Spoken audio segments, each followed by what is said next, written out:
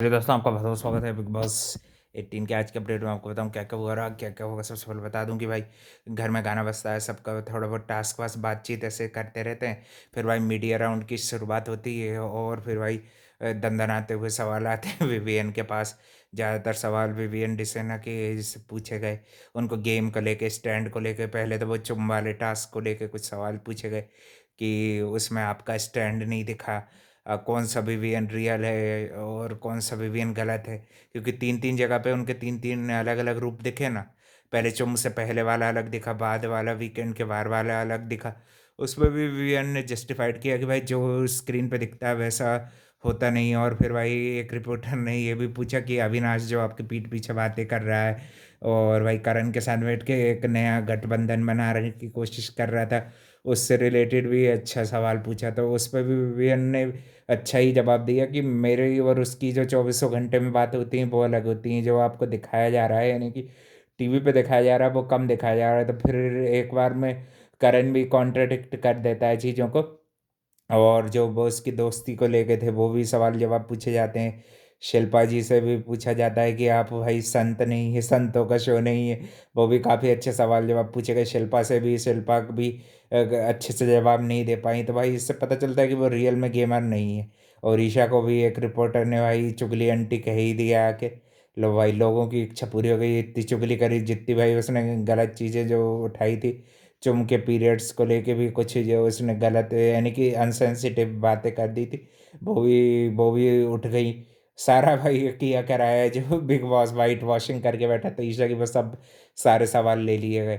और कुछ कुछ सारा का भी जिक्र किया गया, जो पिन डाउन किया था वो वाले सवाल पे भी करण ने दिया तो सही जवाब, मगर ऐसे घुमा फिरा के ही चला है ना।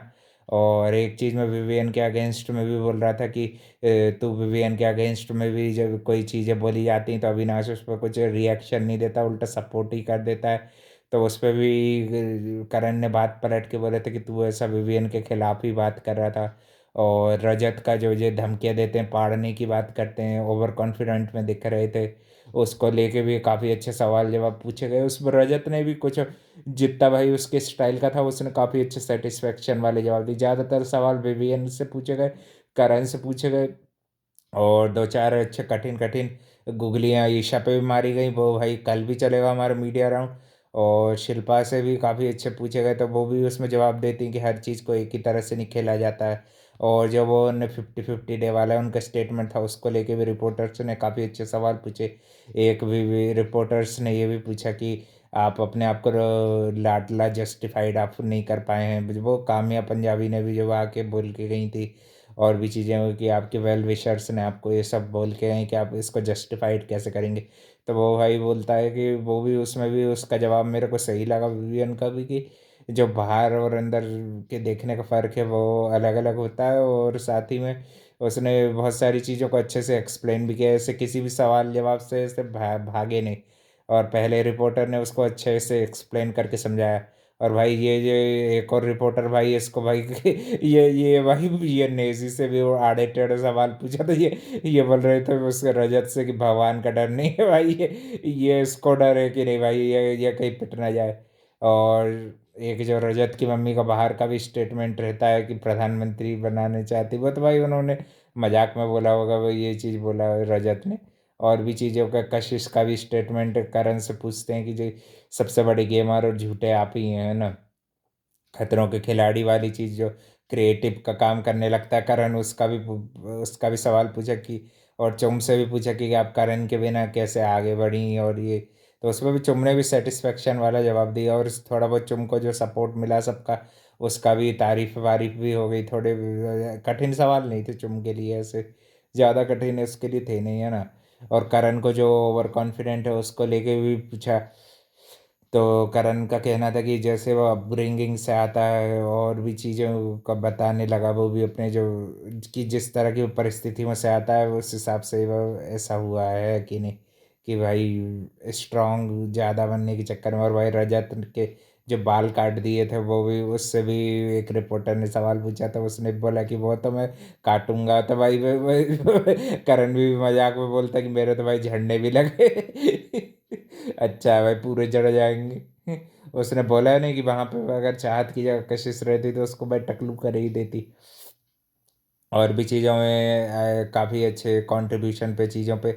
अब भाई यही मीडिया राउंड का पार्ट 2 कल के दिन, वो कल के दिन रजत से भी पूछे जाएंगे और भी ईशा से भी बच्चे कुछ सवाल पूछे जाएंगे। विवियन से सबसे ज़्यादा सवाल पूछे गए, और फिर उसके बाद भाई करण से पूछे गए, फिर रजत से थोड़े बहुत सवाल पूछे गए।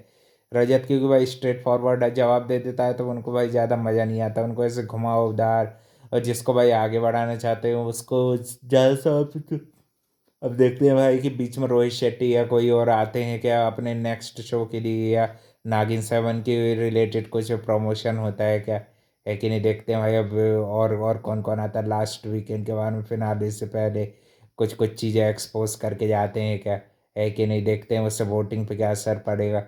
और सबसे पहले तो भाई मैं बता दूं मिड वीक इविक्शन होने वाला है, तो भाई ट्यूसडे तक के लिए वोटिंग लाइन खोल दी गई है, तो 2 जन का मिड वीक इविक्शन पक्का है। एक ईशा होगी या शिल्पा और चुम में से ही निकलेंगे, ये 3 में से ही निकलेंगी। एक एक लड़की जाएगी टॉप 5 में, और 4 लड़के ये रहेंगे मेरे हिसाब से अकॉर्डिंग। अब आगे भाई वोटिंग में कुछ फेरबदल हो जाए तो कह नहीं सकते।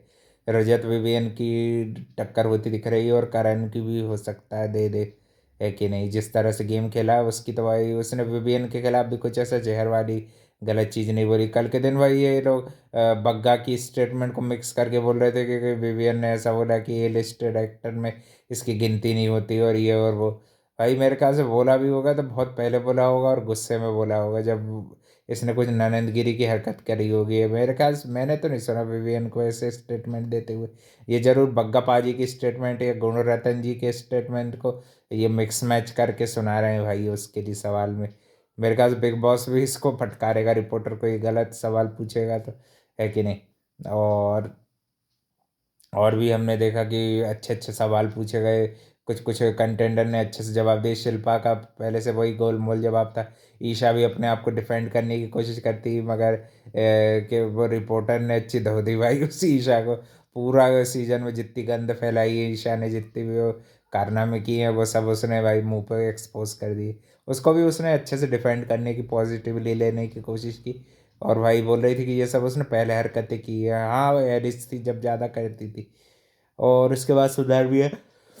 और फिर पूछते हैं कि शिल्पा जी को टॉप 5 में आने के लायक हैं कि नहीं, कौन सा ऐसा सदस्य होगा अविनाश से, कि अविनाश से भी काफ़ी कुछ उसके गेम रिलेटेड और भी हरकतों के रिलेटेड सवाल जवाब पूछे जाते हैं जो उसने सीजन में शुरू में की थी, है ना।